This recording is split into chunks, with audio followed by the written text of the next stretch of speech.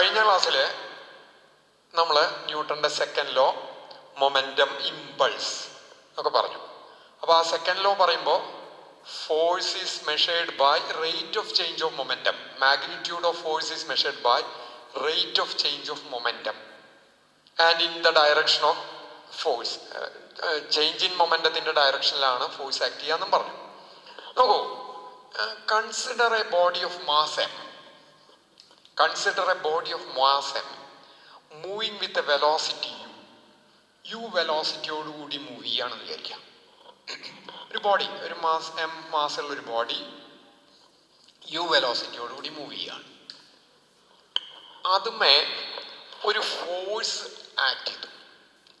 Force act ചെയ്ത് കഴിഞ്ഞാൽ അതിന്റെ വെലോസിറ്റി മാറും, കാരണം ആക്സിലറേഷൻ ഉണ്ടാവും എന്നുള്ളത് പറഞ്ഞിട്ടുണ്ട്. അപ്പോൾ force acts on it so that its velocity changes to v. ഇതേ ബോഡി തന്നെ വെലോസിറ്റി വീലിക്കായി. യുന്ന് വീലിക്ക് ചേഞ്ച് ചെയ്യാൻ എടുത്ത സമയം ടി ആണ്. യുന്ന് വീലിക്ക് ചേഞ്ച് ചെയ്യാൻ എടുത്ത സമയം ടി ആണെന്ന് വിചാരിക്കാം. അപ്പൊ അങ്ങനെയാണെങ്കിൽ ഫോഴ്സ് ആക്ട് ചെയ്യണതിന് മുമ്പുള്ള മൊമെന്റം എന്ന് പറയുന്നത് എം യു ആണല്ലോ. Initial momentum P I equals M U. Final momentum, force act ചെയ്തതിന് ശേഷമുള്ള മൊമെന്റം എന്ന് പറയുന്നത് എം ബി ആണ്. So what is change in momentum? Change in momentum small change അല്ലാത്ത കാരണം നമുക്ക് ഡെൽറ്റ പി എന്ന് വേണമെങ്കിൽ എഴുതാം. സാധാരണ എപ്പോഴും ചേഞ്ച് ഫൈനൽ മൈനസ് ഇനീഷ്യൽ ആയിട്ട് എടുക്കുക. അതങ്ങനെ കൺവെൻഷണൽ ആണ്. പൊതുവെ അംഗീകരിച്ച പ്രകാരം ചേഞ്ച് ഇനീഷ്യൽ മൈനസ് ഫൈനലും ചേഞ്ച് ആണ്, ഫൈനൽ മൈനസ് ഇനീഷ്യലും ചേഞ്ച് ആണ്. പക്ഷെ സാധാരണ നമ്മൾ എടുക്കുക ഫൈനൽ മൈനസ് ഇനീഷ്യൽ ആണ്. So it is P F minus P I is the change in momentum.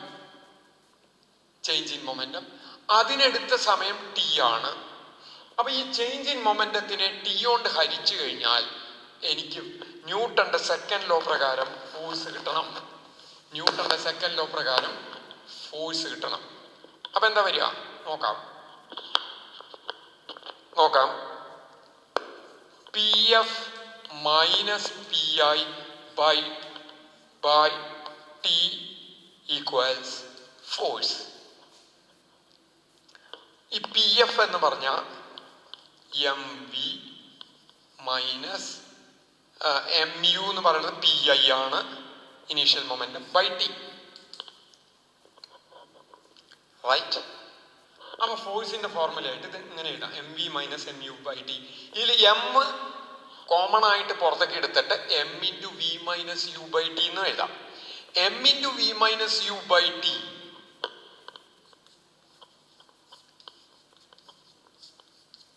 V minus U by T എന്ന് പറഞ്ഞ ആക്സിലറേഷൻ ആണ്. എം എ എന്ന് കിട്ടും. അതവിടെ നിൽക്കട്ടെ. അപ്പോഴും D P by D T എന്ന് നമ്മൾ F equal to M A എന്നുള്ള റിലേഷനിൽ എത്തിച്ചേർന്നു. ഒന്ന് പറഞ്ഞതാണ്. ഇനി നോക്കാം, ഈ ഇത്രയും ഭാഗം വെച്ചിട്ട് ഞാൻ വേറൊരു ഇതിലേക്ക് കിടക്കാണ്. നമ്മൾ സാധാരണ ക്രിക്കറ്റ് കളിക്കുന്ന കുട്ടികൾ അവിടെ ക്യാച്ച് എടുക്കാറുണ്ട്. ഹൈറ്റ് എന്ന് വരുന്ന ബോൾ കയ്യിൽ പിടിക്കുക. കയ്യിൽ പിടിക്കുമ്പോൾ ബോള് കയ്യിൽ ടച്ച് ചെയ്യുന്ന ഇൻസ്റ്റന്റിൽ അതിനൊരു വെലോസിറ്റി ഉണ്ട്. That velocity be U. എന്നിട്ട് നമ്മൾ ക്യാച്ച് എടുത്തു കഴിഞ്ഞാൽ അതിന്റെ വെലോസിറ്റി നമ്മൾ സീറോ ആക്കുകയാണ് ചെയ്യുന്നത്. അതിനെ പിടിച്ച് അവിടെ നിർത്തുക എന്ന് പറഞ്ഞാൽ അതിന്റെ വെലോസിറ്റിയെ സീറോ ആക്കുകയാണ്. വെലോസിറ്റിയെ സീറോ ആക്കുമ്പോൾ അതിന്റെ മൊമെന്റവും സീറോ ആയി. റൈറ്റ്? അപ്പോ എം ആണ് മാസ് ഓഫ് ദ ബോൾ എന്ന് വെച്ചാൽ എം യു അതിന് മൊമെന്റം ഉണ്ടായിരുന്നു. കയ്യിൽ ജസ്റ്റ് തൊടുന്നതിന് മുമ്പ് അതിന്റെ മൊമെന്റം എം യു ആയി. തൊട്ട് പിടിച്ച് നിർത്തി കഴിഞ്ഞാൽ അതിന്റെ മൊമെന്റം സീറോ ആയി. അപ്പൊ there is a change in momentum. M U minus zero ആണ് ചേഞ്ച് ഇൻ മൊമെന്റം വരിക. അപ്പൊ ആ ചേഞ്ച് ഇൻ മൊമെന്റം ശരിക്കും ബോൾ കയ്യിൽ വന്ന് വീണ് കഴിഞ്ഞാൽ എങ്ങനെയായാലും കയ്യിലൊരു ത്രസ്റ്റ് ഉണ്ടാവും. ആ ത്രസ്റ്റ് കൂടുന്നതിനനുസരിച്ച് കയ്യിൽ പെയിൻ കൂടും. സാധാരണ നമ്മൾ കണ്ടിട്ടുണ്ടാവും, ഈ ബോൾ പിടിച്ചു കഴിഞ്ഞാൽ നേരെ കൈയൊന്ന് പിന്നിലേക്ക് വലിക്കണം. പിന്നിലേക്ക് വലിച്ചിട്ട് ഇതുവരെ എത്തുമ്പോഴാണ് ബോളിന്റെ വെലോസിറ്റി ശരിക്കും സീറോ ആണ്. നേരെ മറിച്ച് ഒരാൾ ബോൾ ഇങ്ങനെ പിടിച്ച് അങ്ങനെ അങ്ങോട്ട് നിർത്തില്ല, ഒന്നിങ്ങോട്ട് വലിക്കും. ഇങ്ങനെ വലിക്കുമ്പോൾ ടൈം ഇന്റർവെല് കൂടും. എന്ത് ടൈം ഇന്റർവെല്? ടച്ച് ചെയ്ത് കഴിഞ്ഞ് 0 ആക്കാൻ എടുക്കുന്ന ടൈം ഇന്റർവെല് കൂടും. അങ്ങനെ ടൈം ഇന്റർവെല് കൂടിയാൽ ഈ ഫൈനൽ ഇത് 0 ആണ്, mu/t ആണ് വരിക. ഈ t കൂടിയാൽ, ടൈം ഇന്റർവെല് കൂടിയാൽ നോക്കൂ, ഫോഴ്സ് കുറയുന്നു. ഡിനോമിനേറ്റർ കൂടിയാൽ ഫ്രാക്ഷന്റെ വാല്യൂ കുറയും. അല്ലെങ്കിൽ ഇതിൽ നിന്ന് എടുക്കാം, ടി കൂടിയാൽ എഫ് കുറയും. ടി കൂട്ടാൻ വേണ്ടിയിട്ടാണ് ഇങ്ങോട്ട് പിന്നിൽ കൈ ഇങ്ങനെ വലിക്കണം. നേരെ മറിച്ച് ഇങ്ങനെ തന്നെ നിർത്തി വെച്ച് കഴിഞ്ഞാൽ ഉടനെ തന്നെ അതിന്റെ വെലോസിറ്റിയും ഹെൻസ് മൊമെന്റും 0 ആവും. പെട്ടെന്ന് 0 ആയി കഴിഞ്ഞാൽ ടി കുറഞ്ഞു. ടി കുറഞ്ഞ എഫ് കൂടും. ടി കൂടിയാൽ എഫ് കുറയും. ടി കൂടിയാൽ എഫ് കുറഞ്ഞാൽ കയ്യിലുള്ള ത്രസ്റ്റ് കുറയുന്നു. കയ്യിലുള്ള ത്രസ്റ്റ് കുറഞ്ഞാൽ ആ പെയിൻ ഇമ്പാർട്ടിങ്ങും അതുണ്ടാക്കുന്ന വേദനയും കുറയും. അപ്പൊ ആ വേദന കുറയ്ക്കാനാണ് ഇയാൾ ഇങ്ങനെ പിടിച്ചിട്ട് ഇങ്ങോട്ട് കൊണ്ടുവരുന്നത്. അപ്പൊ എന്തുണ്ടായി? ആക്ച്വലായിട്ട് ടി കൂട്ടി ഫോഴ്സിനെ നമ്മൾ കുറയ്ക്കുന്നു. ഇത് ഇതിന്റെ ഒരു അപ്ലിക്കേഷനായിട്ട് വരുന്നതാണ്. അതിപ്പോ നമ്മൾ മൊമെന്റം കൺസർവേഷൻ അറിഞ്ഞിട്ടോ അല്ലെങ്കിൽ ഇങ്ങനത്തെ ഈ ന്യൂട്ടന്റെ സെക്കൻഡ് ലോ അറിഞ്ഞിട്ടോ എന്നല്ല, അത് നാച്ചുറലായിട്ട് നമ്മൾ ചെയ്തു വരുന്നതാണ്. അത് ഇങ്ങനെ വലിക്കാൻ കാരണം എന്താ വെച്ചാൽ ടി കൂട്ടി എഫ് കുറയ്ക്കാൻ വേണ്ടിയിട്ട് അൺനോയിങ്ങിലി ചെയ്തു പോകുന്നതാണ് ഒരു ക്രിക്കറ്റ് പ്ലെയർ. അതാണ് അവിടെ നടക്കുന്നത്. ഇത് ഒരു ഓബ്ജക്റ്റ്, വെയിറ്റ് ഹാങ്ങർ ആണ്. വെയിറ്റ് ഹാങ്ങർ എന്ന് പറയും ഒരു ഓബ്ജക്റ്റ്. ഈ ഓബ്ജക്റ്റ് ഞാൻ കയ്യിൽ വെച്ചു.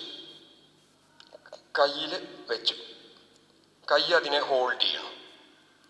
അപ്പോ ഇതിന്റെ വെയിറ്റ് കയ്യിൽ ആക്ട് ചെയ്യും. വേറൊരു വിധത്തിൽ പറഞ്ഞാൽ ഈ ഓബ്ജക്റ്റ് കയ്യിൽ ഒരു ഫോഴ്സ് എക്സർട്ട് ചെയ്യും. ആ ഫോഴ്സ് എന്ന് പറയുന്നത് ഇതിന്റെ വെയിറ്റ് ആണ്. ഇനി ചോദ്യം ഇതാണ്, ഇങ്ങനൊരു ഓബ്ജക്റ്റിനെ കയ്യിൽ ഹോൾഡ് ചെയ്ത് നിർത്തുമ്പോൾ, താങ്ങി നിർത്തുമ്പോൾ കൈ ഈ ഓബ്ജക്റ്റിമ ഫോഴ്സ് എക്സർട്ട് ചെയ്യണ്ടോ?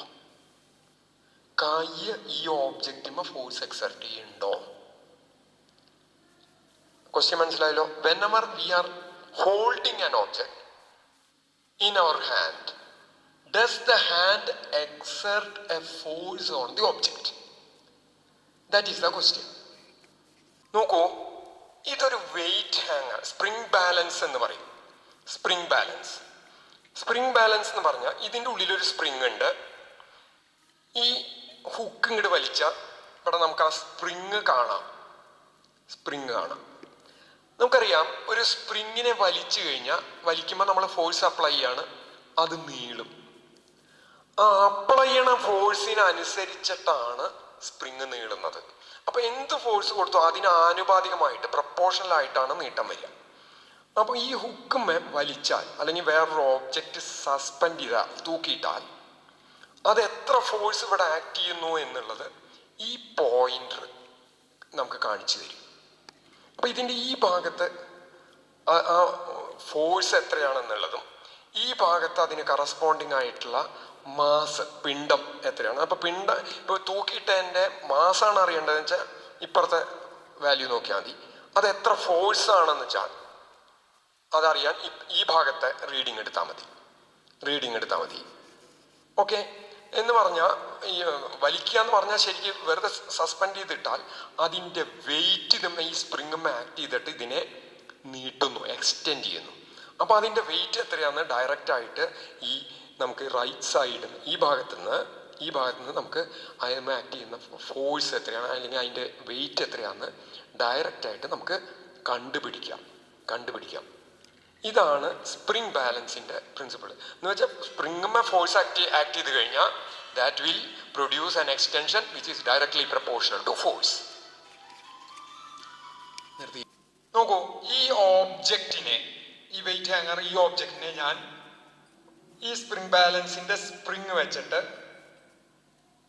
റൈസ് ചെയ്യാണ്.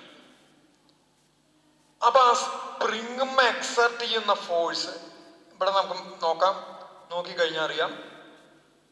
ദാറ്റ് ഈസ് 0.9 ആണ് വരുന്നത്. 0.9 ന്യൂട്ടൺസ് ആണ് സ്പ്രിങ് എക്സർട്ട് ചെയ്യുന്ന ഫോഴ്സ്. ഇതിനെ പൊക്കാൻ വേണ്ടി സ്പ്രിങ് കൊടുത്തിട്ടുള്ള ഫോഴ്സ് 0.9 ന്യൂട്ടൺ ആണ്. ആ 0.9 ന്യൂട്ടൺ എന്ന് പറയുന്നത് എക്സാക്ട്ലി ഇതിന്റെ വെയിറ്റ് തന്നെയാണ്. ഞാൻ ഒന്നുകൂടി റിപ്പീറ്റ് ചെയ്യാം. ഇതിങ്ങനെ ഈ ഓബ്ജക്റ്റ് എൻ്റെ കയ്യിലിരിക്കുന്നു. ഞാൻ ഈ സ്പ്രിങ് വെച്ച് ഇതിനെ പൊക്കുന്നു. അപ്പൊ സ്പ്രിങ് ഇതിൽ എക്സർട്ട് ചെയ്തിട്ടുള്ള ഫോഴ്സ് എന്ന് പറയുന്നത് ഈ കാണുന്ന 0.9 ന്യൂട്ടൺ. അത് ഇതിന് അങ്ങനത്തെ ഒരു ഫോഴ്സ് എക്സർട്ട് ചെയ്യാൻ പറ്റിയത് ഇതിന്റെ വെയിറ്റ് കാരണമാണ്. അപ്പൊ ഈ 0.9 ന്യൂട്ടൺ എന്ന് പറയുന്നത് ഇതിന്റെ വെയിറ്റ് ആണ്. ഓക്കെ, അപ്പൊ സ്പ്രിങ് ഇതുമ്മ എക്സർട്ട് ചെയ്യുന്ന ഫോഴ്സ് 0.9 ന്യൂട്ടൺ ആണ്. ഇനി ഞാൻ കൈയോണ്ട് ഇതിനെ ഒന്ന് താങ്ങുകയാണ്. താങ്ങുമ്പോ ഈ സ്പ്രിങ് ബാലൻസിലെ റീഡിങ് 0 ആയി. വേറൊരു വിധത്തിൽ പറഞ്ഞാൽ സ്പ്രിങ് ഇതുമ്മ എക്സർട്ട് ചെയ്യുന്ന ഫോഴ്സ് 0 ആയി. സ്പ്രിങ് ഓബ്ജക്റ്റും എക്സർട്ട് ചെയ്യുന്ന ഫോഴ്സ് 0 ആയി. പക്ഷെ അപ്പൊ ആ ഫോഴ്സ് ഇതുവരെ സ്പ്രിങ് എക്സർട്ട് ചെയ്തിരുന്ന ഫോഴ്സ് ഇപ്പൊ എവിടെ പോയി? അതാരാ എക്സർട്ട് ചെയ്യണേ?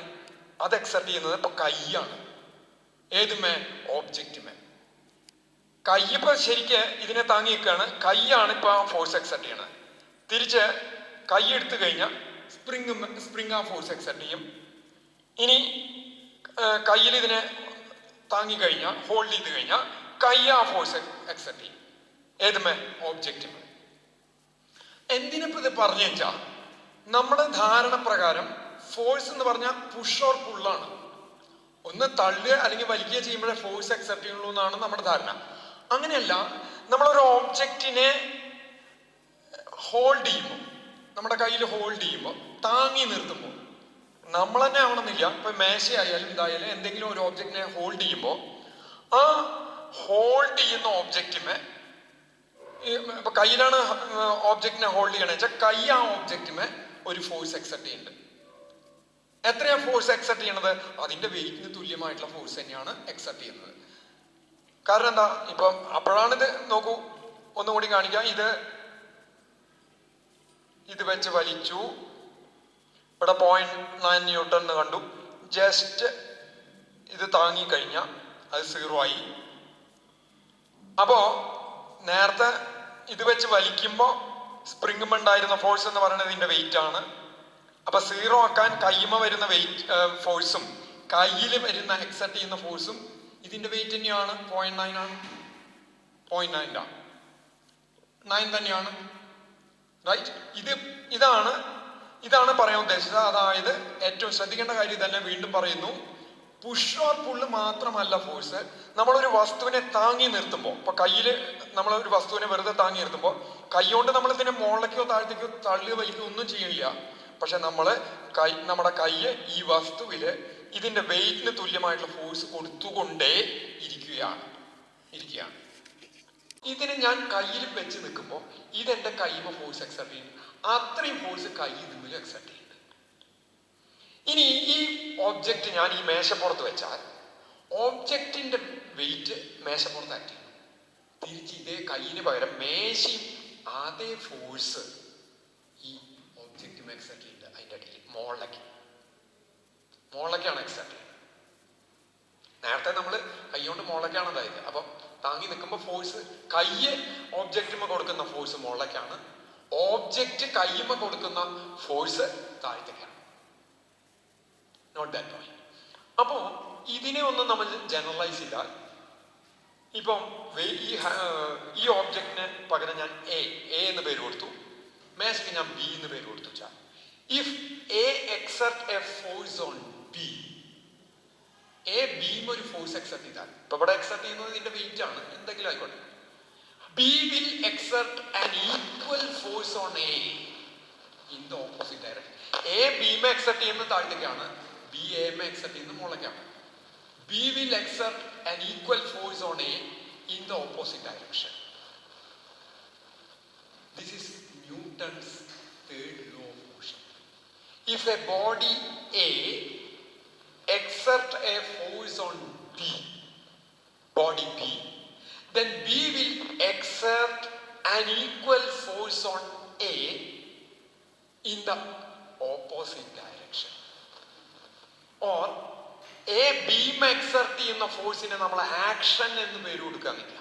ആക്ട് ചെയ്യണം. ആദ്യം എ എടുത്ത് ബീമെ വെച്ചു, അല്ലെങ്കിൽ എ ബീമ ഫോഴ്സ് അപ്ലൈ ചെയ്തു, അതിന് ആക്ഷൻ എന്ന് കൊടുത്താൽ B will exert an equal force on A, അതിനെ നമുക്ക് റിയാക്ഷൻ എന്ന് വിളിക്കാം, in the opposite direction. So for every action, action എന്ന് പറഞ്ഞ ഒരു ഫോഴ്സ് എക്സർഷൻ ആണ്, there is an equal and opposite reaction. This is Newton's second law. So if a body acts on another body, then that another body reacts on the first body. If there is no reaction, the first body cannot act on the other body. Action ഉണ്ടാവണമെങ്കിൽ there should be reaction. So force acts only in pairs. Pair ജോഡിയായിട്ട് ഉണ്ടാവുള്ളൂ. Action ഉണ്ടെങ്കിൽ എന്തായാലും reaction ഉണ്ടാവും. Action is on one body, അതായത് A ബീമ, and reaction is ബീമിലാണ് action വരണമെങ്കിൽ റിയാക്ഷൻ ഈസ് ഓൺ എ, അല്ലെങ്കിൽ ബി ആണ് എയിലാണ് ആക്ഷൻ വരണമെങ്കിൽ reaction is on B. Magnitude രണ്ടിനും സെയിം ആയിരിക്കും. ഇനിയിപ്പോ ഒരു മാങ്ങ ഞെട്ടറ്റ് വീഴുകയാണ്, എർത്ത് അതിനെ അട്രാക്ട് ചെയ്യുന്നത്. അവിടെ earth exert force on the mango and that force is equal to the weight of the mango. മാംഗോന്റെ വെയിറ്റ് തന്നെയാണ്. തിരിച്ച് മാങ്ങ ഭൂമി പിന്നെ അതേ ഫോഴ്സ് തന്നെ എക്സർട്ട് ചെയ്യും. ഇപ്പൊ മാങ്ങയുടെ മാസം 1 കിലോ ആയാലും വിചാരിക്കുക. അപ്പൊ ഭൂമി മാങ്ങയെ എക്സർട്ട് ചെയ്യുന്ന ഫോഴ്സ് എന്ന് പറയുന്നത് അതിന്റെ വെയിറ്റ് ആണ്, and that is equal to 1 into 9.8 newtons. That is equal to 9.8 newton. ആ 9.8 ന്യൂട്ടൺ കാരണമാണ് മാങ്ങ താഴ്ത്തിക്ക് വരുന്നത്. തിരിച്ച് ഇതേ ഫോഴ്സ് തന്നെ ഭൂമി മാങ്ങ എക്സർട്ട് ചെയ്യും. എന്നാ അങ്ങനെയാണെങ്കിൽ ഭൂമി മുളയ്ക്ക് ഫോഴ്സ് കാരണം ഭൂമി പൊങ്ങണ്ടേന്ന് ചോദിച്ചാൽ ഭൂമി ആക്ട് ചെയ്യുന്ന ഫോഴ്സ്, ഏത് ഫോഴ്സും നമുക്ക് F = ma വെച്ച് മെഷർ ചെയ്യാം. അപ്പൊ ഭൂമി ആക്ട് ചെയ്യുന്ന ഫോഴ്സും 9.8 ആണ്. ഇതേ ഫോഴ്സ് തന്നെയാണ് ഭൂമിയിൽ ആക്ട് ചെയ്യുക. മാങ്ങയപ്പോ ഭൂമി എക്സർട്ട് ചെയ്യുന്ന അതേ ഫോഴ്സ്, മാങ്ങ ഞെട്ടറ്റു, മാങ്ങ താഴ്ത്തേക്ക് വീഴുന്നു, മാങ്ങയപ്പോ ഭൂമി ഫോഴ്സ് എക്സർട്ട് ചെയ്തു, അതിനെ ഞാൻ ആക്ഷൻ എന്ന് പറഞ്ഞാൽ തിരിച്ച് മാങ്ങ ഭൂമി എക്സർട്ട് ചെയ്യുന്ന ഫോഴ്സിനെ റിയാക്ഷൻ എന്ന് പറയുന്നു. ആക്ഷന്റെ റിയാക്ഷന്റെ മാഗ്നിറ്റ്യൂഡുകൾ സെയിം ആണ്. അപ്പൊ ഭൂമി ആക്ട് ചെയ്യുന്ന ഫോഴ്സ്, ഭൂമി മാങ്ങയെ എക്സർട്ട് ചെയ്യുന്ന ഫോഴ്സ് 9.8 ആണ്. അപ്പൊ മാങ്ങ ഭൂമി എക്സർട്ട് ചെയ്യുന്ന ഫോഴ്സ് 9.8 ആയിരിക്കണം. മാങ്ങയം ഉണ്ടാവുന്ന ആക്സലറേഷൻ 9.8 m/s² ആണ്. ഭൂമിയിൽ ഉണ്ടാവുന്ന ആക്സലറേഷൻ അപ്പൊ എന്തായിരിക്കും? Mass of the earth capital M എന്നിട്ടു എ എന്നിട്ട് കഴിഞ്ഞാൽ A equals 9.8 by capital M. Capital M. Capital M എന്ന് പറഞ്ഞാൽ എർത്തിന്റെ മാസാണ്. എർത്തിന്റെ മാസം 6.10⁻24 കിലോഗ്രാം എന്ന് വരും. അത് ഇവിടെ സബ്സ്റ്റിറ്റ്യൂട്ട് ചെയ്താൽ ദിസ് വാല്യൂ ബിക്കംസ് 0.0000 ഒരു 20 പൂജ്യം ഇട്ടിട്ട് ആണ്, അത്ര കഴിഞ്ഞിട്ടാണ് പിന്നെ ഒരു ടേം വരിക, നമ്പർ വരിക. അങ്ങനെ വരുമ്പോ m/s², that is negligibly small. അതായത് മാങ്ങ എർത്തിനെ വലിക്കണമെന്ന് നമുക്ക് അറിയില്ല, ഫീൽ ചെയ്യില്ല, അനുഭവം വരുന്നില്ല, അനുഭവത്തിൽ വരുന്നില്ല. ശരിക്ക് വീഴുന്ന മാങ്ങ ഭൂമിയെ മേപ്പോട്ടും വലിക്കും. അത്രയും ഫോഴ്സ് തന്നെ ഭൂമി മാങ്ങയമ്മ കൊടുക്കുന്ന അത്രയും ഫോഴ്സ് തന്നെ മാങ്ങ ഭൂമിയിലും കൊടുക്കുന്നുണ്ട്.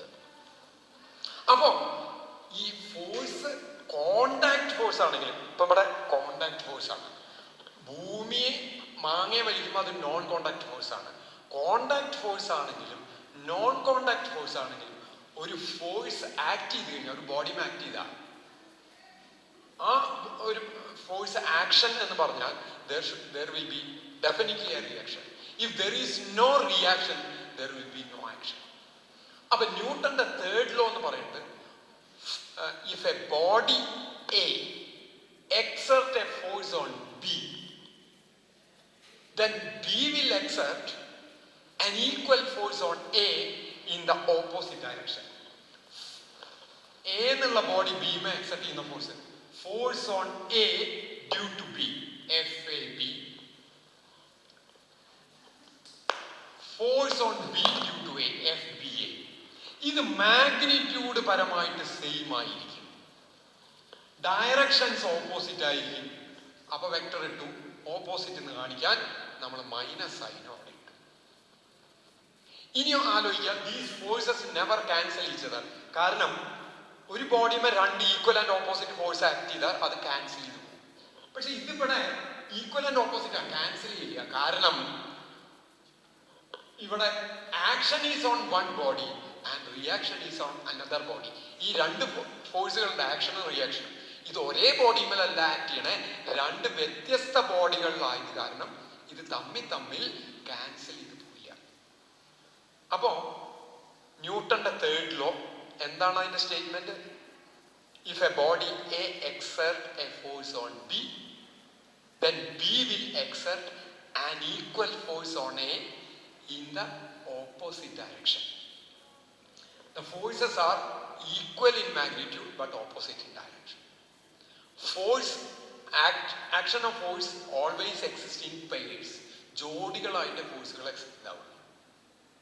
They will not cancel each other. കാരണം action is on one body and reaction is on another body. അപ്പൊ ഇങ്ങനെ എഴുതി കഴിഞ്ഞാൽ ഉടനെ F A B plus F B A ഇതിനെ ഇങ്ങോട്ട് പോകണമെന്നെ ഈക്വൽ ടു 0. ഇത് എഴുതാൻ പാടില്ല,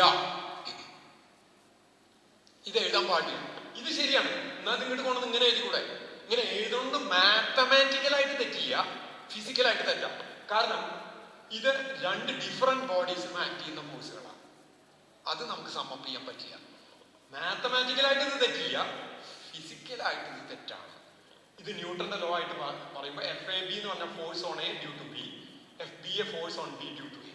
അങ്ങനെയാണെങ്കിൽ പിന്നെ ഈ ഇക്വേഷൻ എഴുതാൻ പാടില്ല, ഫിസിക്കലായിട്ട് ഈ ഇക്വേഷൻ തെറ്റാണ്.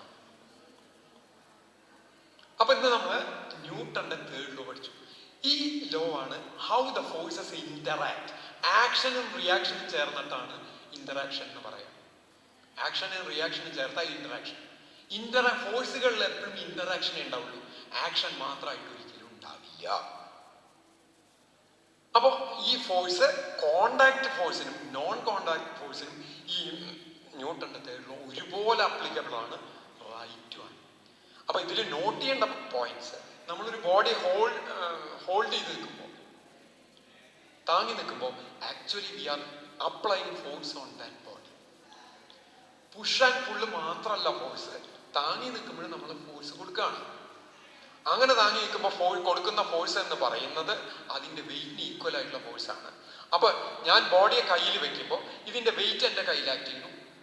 അത്രയും വെയിറ്റ് എന്ന് പറഞ്ഞ ഫോഴ്സ് ആണ്, അത്രയും ഫോഴ്സ് കയ്യ് ഈ ബോഡി എക്സെപ്റ്റ് ചെയ്യുന്നു. ബോഡി കയ്യുമ്മ എക്സെപ്റ്റ് ചെയ്യുന്നത് ആക്ഷൻ എന്ന് പറഞ്ഞാൽ കൈ തിരിച്ച് എക്സെപ്റ്റ് ചെയ്യുന്നത് റിയാക്ഷൻ ആയിരിക്കും.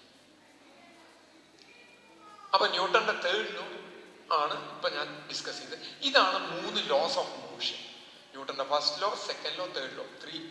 ഈ മൂന്നാമത്തെ first law defines force, second law provides magnitude and direction four force, third law describes the interaction of forces. അങ്ങനെ തൽക്കാലം ഇവിടെ നിർത്തുന്നു. അടുത്ത ക്ലാസ്സിൽ